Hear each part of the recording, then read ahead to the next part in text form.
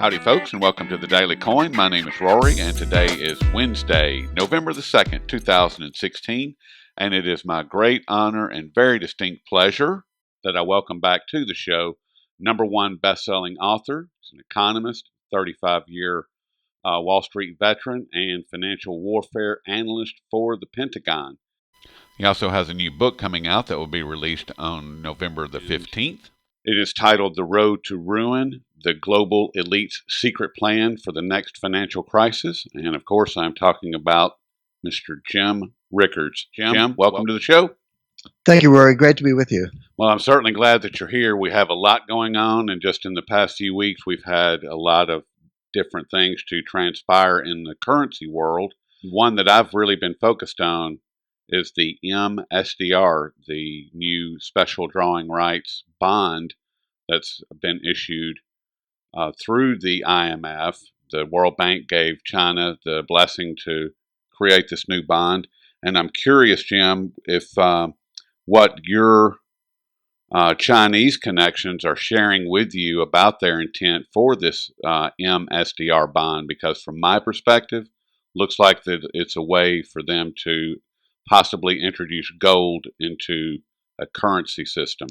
Well, it's a good question, Rory. There are a couple different things going on. And actually, it's good to have connections. I had dinner recently with one of the top Chinese economists who had come over, and I'm going to be visiting him in Shanghai in January. But a lot of this is kind of out there. It's just a matter of, knowing where to look. And I think equally important, having the expertise. It's one thing to go to the IMF website or the Bank for International Settlements website and look at what they have there, or you have to dig around a little bit. But a lot of it's written in very technical jargon.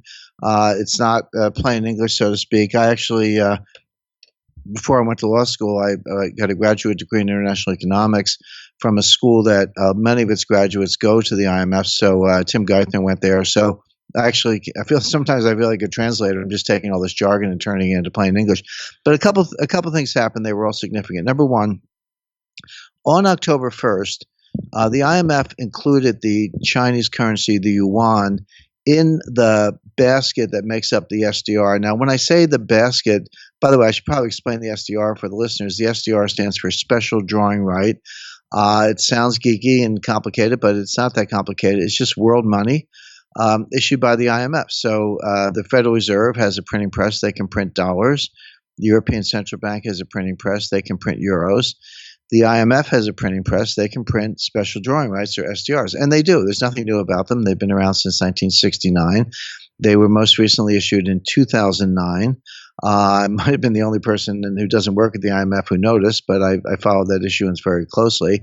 And I do expect that they will be issued in the tens of trillions when the next financial crisis comes. And I talked about that in my book, The Road to Ruin. But what they did as of October 1st is they included the yuan in a reference basket. When I say reference basket, the SDR is not backed by anything. It's not as if there's a big pile of hard currency in a vault somewhere, or gold, let alone backing up the SDR. It's not backed by anything, but they do have a basket, which is really just a formula for computing what an SDR is worth. So let's say I gave you 1 billion SDRs. Well, how much is that worth in dollars? Well, they have a formula for that. The fact is that an SDR today is worth about $1.45, but it fluctuates. And there used to be 4 currencies in that basket. It was dollars, Japanese yen, pound sterling, and the euro. As of October 1st, they added the Chinese yuan. Now, the Chinese yuan is not even close to being a global reserve currency. It did not meet the IMF's own criteria for being included in that basket, but they did it for political reasons, because they know that in the next crisis, it's going to be bigger than the central banks. They're going to have to issue these SDRs to reliquify the world. The last time the Federal Reserve bailed out the world, the next time it's going to be the IMF, because the Federal Reserve has not normalized their balance sheet. They're tapped out, so it's going to be the IMF. But China is the second largest economy in the world. China has a big vote in the IMF. They're going to need China's approval to go along with the U.S. and others. Well, why would China approve it if they weren't part of it? And so, in other words, including the Chinese yuan in the SDR was a way of getting China on the bus, so to speak, so that they would go along with this issuance of SDRs. But there's something else happened. On July 15, 2016, the IMF issued a technical working paper where they first identify what you call the MSDR, and that's exactly right. They talked about two different kinds of SDRs. There was the OSDR, O for official, the official SDR. That's the one the IMF issues themselves. Then there's the MSDR, which was a market SDR, not issued by the IMF, but something that anybody could create just by borrowing in SDRs. Well, no sooner did they do that than the World Bank went out and issued a 200 billion SDR bond issue. Now, notice I didn't say $200 billion or 200 billion euros. Right. I said 200 billion SDRs.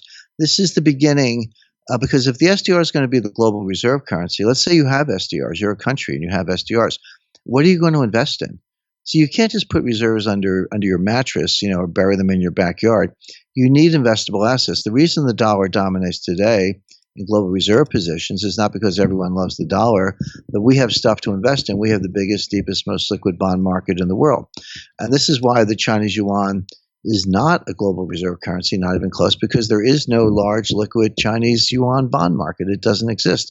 If you had yuan, if you earned yuan because you ran a trade surplus with China, there's not much to invest in. But so what they're trying to do, to make the SDR the global reserve currency, you have to create an SDR bond market. That's what these MSDRs are all about. By the way, no sooner was that done than Standard Chartered, one of the big global banks, came up with their own SDR bond issue. That's is either recently issued or is in the process of being issued. Now, these bonds, by the way, they were mostly underwritten by Chinese banks. They were mostly sold in China.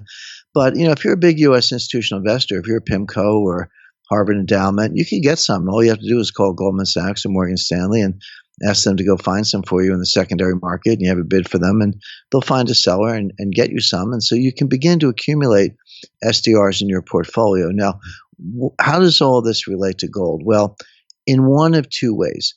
When the financial crisis comes, and I do expect it soon, I talk about this in my book, The Road to Ruin. I give all the dynamics of how this is coming. One of two things is going to happen. They're either going to reliquify the world with SDRs, which will be highly inflationary. So the price of gold will go up because of the inflation, or the SDR plan will not work. People will lack confidence in it. They'll say, well, wait a second. We don't have confidence in all these other forms of paper money, dollars, euros. We've lost confidence in that. That's what the crisis will be about. Why should we have any more confidence in these so-called SDRs? And the global elites will have to go to a gold standard, not because they want to, they don't, but because they have to restore confidence. Well, if you do that, you've got to get the price of gold right. The implied non-deflationary price of gold on a gold standard is $10,000 an ounce, and that is not a made-up number. It's not a number I offer, to attract attention or whatever. It's just simple math. If you take the M1 money supply of the United States, Europe, Japan, and China, they're the four largest economic groups in the world, 70% of global GDP. Their M1 money supply combined is $24 trillion.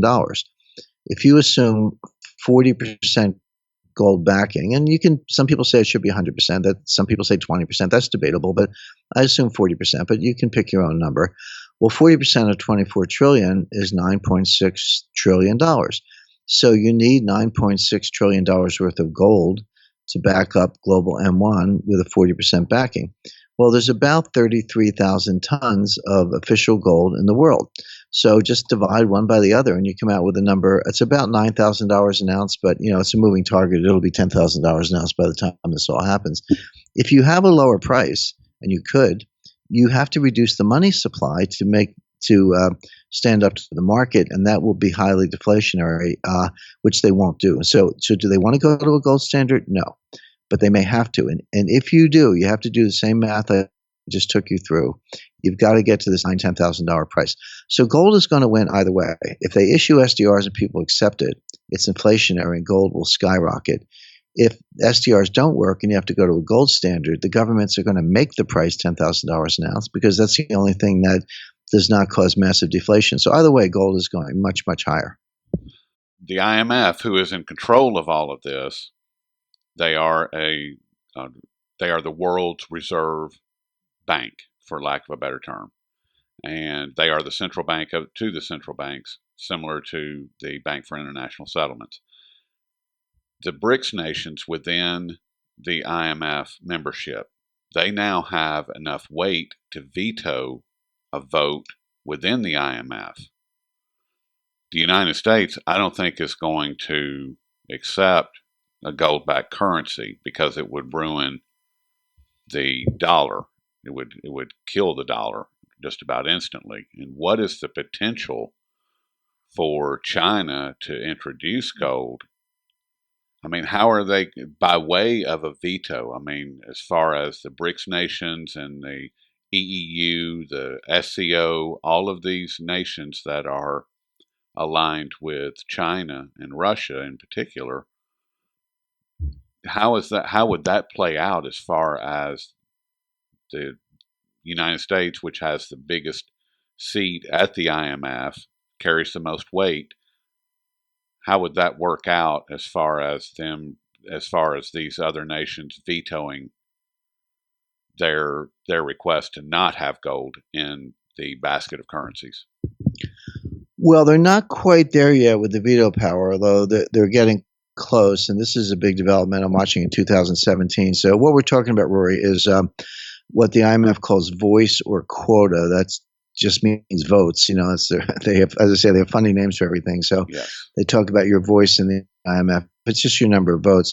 Now, the Articles of Agreement of the IMF say that to do anything major, such as issuance of SDRs or to amend the articles and so forth, you need 85% of the votes. It's a supermajority. That means that 16%, or technically 15.1%, is enough to veto, because if 15.1% says no, then you can't get to 85%. The most you could get would be 84.9%. Well, there's only one country in the world that has more than 15% of the votes. No surprise, it's the United States. We have about 16%, and we've kept, it's all by design. We've kept that. So the U.S. can single-handedly veto anything the IMF wants to do. But collectively, the BRICS, so it's Brazil, Russia, India, China, and South Africa, today they have 14.9%. Not quite veto power. But every 5 years, the IMF is required to review their quota arrangements, a quinquennial review. Last time they did it was 2012. The next time is 2017. Now, at the Hangzhou G20 meeting in China, September 4th, and again at the BRICS summit in Goa, India, about a week ago, about 10 days ago, both issued final communiques and both made reference to this. The IMF said, yes, in 2017, we're going to review the quotas, and we think it's time to increase the share.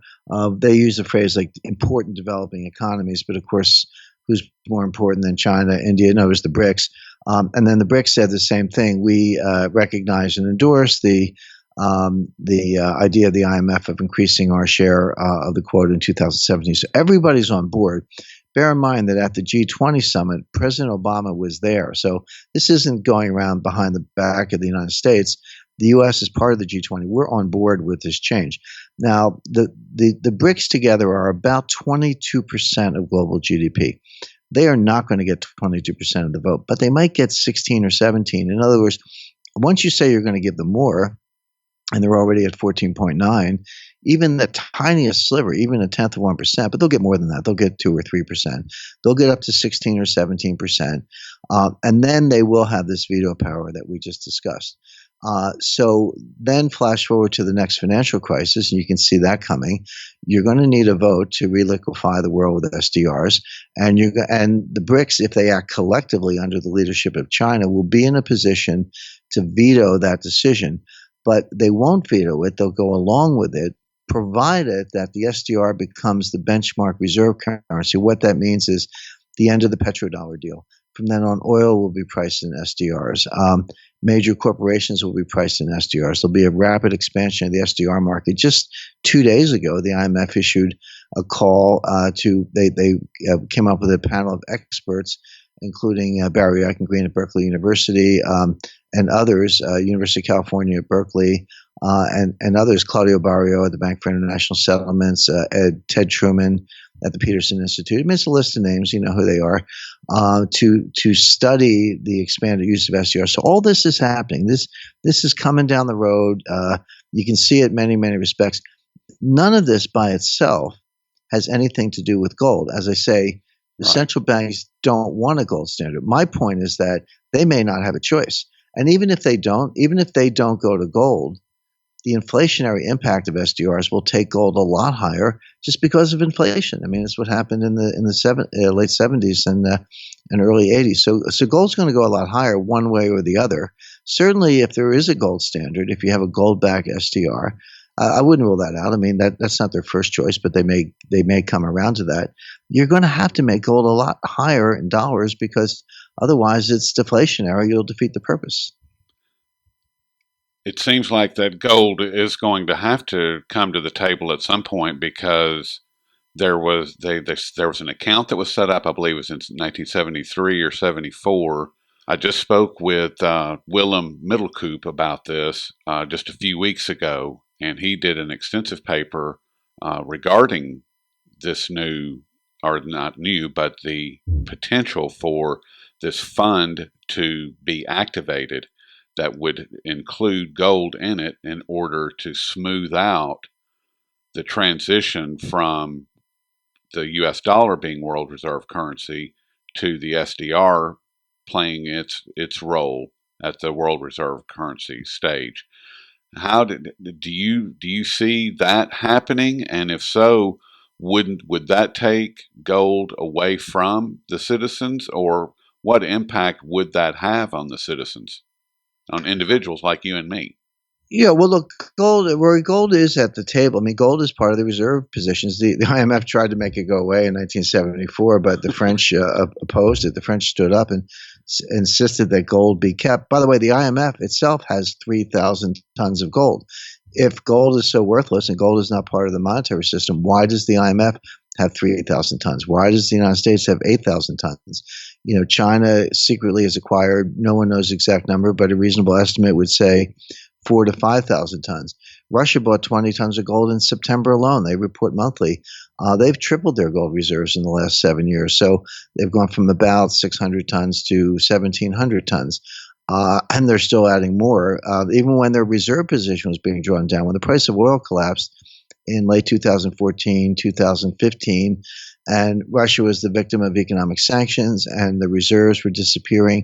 Even then, they never sold any gold. They sold treasury securities. They had to cash in a lot of chips to meet their payments and keep the reserves intact, but they never sold any gold. They kept adding gold. So gold is a big part of the international monetary system, whether people want to acknowledge it or not. And it's an increasingly important part. China's adding gold, as we know, and Russia's adding gold. A lot of people don't realize that the United States has a reserve position also. 70% of U.S. reserves are in gold.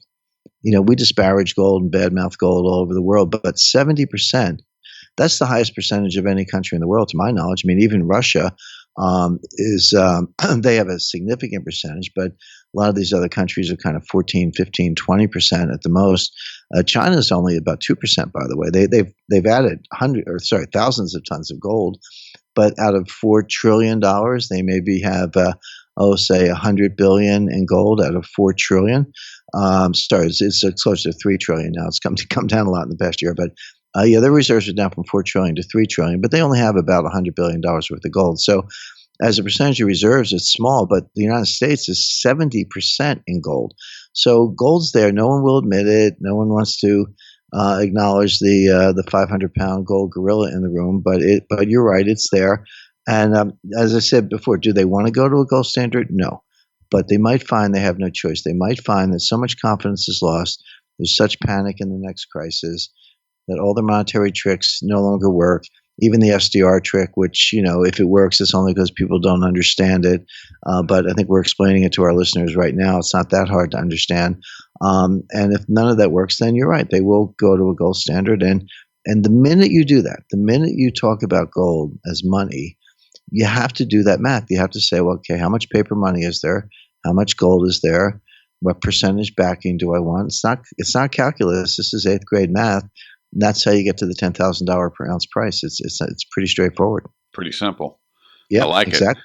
it. And what's happening in Venezuela right now as we're recording this, I mean, for all intents and purposes, Venezuela is now entered into hyperinflation. I mean, there was an article released yesterday on, I believe it was from Bloomberg or Reuters, about weighing, merchants are weighing cash instead of counting it. And how do you see this spreading, or is this going to be contained? You know, or what impact will it have on other nations or markets? Well, the hyperinflation in the Venezuelan currency will be contained because Venezuela doesn't have extensive linkages with the rest of the world. So it's highly unfortunate for the people of Venezuela. But we've seen it before. You don't just have to go to look at the classic hyperinflation of the Weimar Republic in Germany in 1922. You can look at nationalist China in 1946. You can look at Zimbabwe in the 1990s, Argentina in 2000. There are many, many examples. Actually, Professor Steve Honke at the Johns Hopkins University has done it. He has a hyperinflation watch center and has done a lot of research on this. It's a good resource. But you're right, that's happening to Venezuela now. That by itself will not spread because there's no network. No one's relying on the Venezuelan currency to pay for their goods and services. It's pretty much contained to Venezuela. But it's worse than that. You're seeing social unrest break out. Venezuela is a major oil exporter, and if the infrastructure shuts down, if that oil goes offline because of civil unrest or strikes or riots or military intervention, or a lot of power grid goes down or other bad things happen, then that will start to impact the price of oil. The price of oil would go up. That has inflationary consequences. It affects Fed policy. So these things do have a way of metastasizing, and they actually call it contagion, or IMF calls it spillover effects. Again, they have a different name for everything, but Madame Lagarde would say spillover. The rest of us would probably say contagion, but it's the same thing.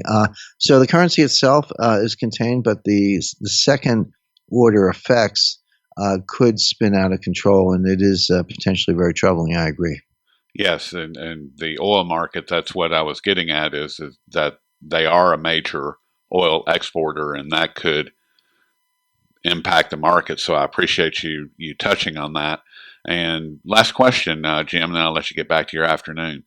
The Silk Road, as you know, it's under full development at this point, and the impact, or the potential impact, on the Western world economies, more specifically the commodities that allow our world to function. How do you see this unfolding? Because as the Shanghai Cooperation Organization, the EEU, this major alliance between Russia and China, they are going to encompass about 70% of the global commodities, including oil, including gold, including silver, 70% of the world's commodities. How do you see this Silk Road as it continues to unfold? What impact do you see that having on the Western world? Well, potentially huge and devastating. Just again, for the listeners' benefit, the New Silk Road Initiative is basically an large infrastructure project announced by China. It'll be funded in part by the new AIIB, Asian Infrastructure Investment Bank, implemented through the Shanghai Cooperation Organization, including Russia, Kazakhstan, Central Asian powers, and others. But basically, it's a question of building highways, railroads, bridges, other facilities, airports, telecommunications infrastructure from Vladivostok to Rotterdam. I mean, a lot of it runs through China and involves China, but you could ship goods from the Pacific to the Atlantic overland using trains, etc. That would all be part of this initiative. Now, what it has to do is stitching together the Eurasian landmass. So just take all the Eurasian continent, so all the land from Siberia, Vladivostok, Kamchatka Peninsula, eastern China, all the way to the English Channel, to France and Rotterdam, Amsterdam, and all that. Now, there was a scholar, historian named Mackinder in the 1940s who came up with this theory, a geopolitical theory, that was really the power center of the world. The Eurasian landmass, resources, people, wealth, etc., was the greatest power in the world potentially. But the sea empires, first the British Empire, later the American Empire, these were seagoing empires. So their strategy was keep Asia divided, break it up, mess up China, mess up Russia, have China against Russia, have a lot of little dependencies or small countries that were not viable by itself, whatever it was. Keep that divided and dysfunctional. Europe, for that matter, and then control the sea lanes. Because if you can't move stuff across Asia, you have to move it by sea. So if you're taking goods from a Chinese factory to Amsterdam, you bring it through the Straits of Malacca, you bring it through the Red Sea, the Suez Canal, the Mediterranean, you come up to Amsterdam and you offload it there or in Rotterdam. And who controls the sea lanes? Well, in the 19th century, it was the Royal Navy, and in the 20th century, it was the U.S. Navy. So that whole idea, break up Asia and force trade to go by sea, and then control the sea lanes with your Navy, and thereby control world finance and commerce. This was the genius of the British Empire and later the American Empire. Well, now what's going on with the Silk Road is that China's saying, well, why don't we reverse that process, bring Asia together, unite it, either, if not politically, at least in terms of infrastructure, trade among ourselves, leave the Americans kind of out there to hang. And by the way, part of that would be getting rid of the U.S. dollar, acquiring gold and having their own money, which could be the SDR, but it could also be some new kind of Asian money that they invent, and it could be backed by gold. So this is a big play. This is not something that happens overnight, but we see it playing out in small ways, and all of it's threatening to the dollar at the end of the day. And what I say to investors is, what are you waiting for? People say, well, I'm going to wait till the collapse comes and run out and get some gold. Well, you're not going to be able to get the gold. I mean, I talk to refiners, vault operators, dealers. Your local dealer is going to be back ordered. The mint's going to be back ordered. The refiners are not going to take new customers. They're not going to be able to source the gold themselves. There'll be a massive gold shortage. You'll be watching the price go up on TV, but you won't be able to get any. So the time to get it is now. Time to get it is now. I couldn't agree with you more. Jim, I certainly appreciate all your time and all your wisdom. I'm just very grateful to have you on the show today. And we've been speaking with James Rickards, Mr. Jim Rickards, and he is the author, and his new book is coming out on November the 15th, The Road to Ruin. And Jim, thank you for your time. Thank you, Rory. We'll talk with you soon.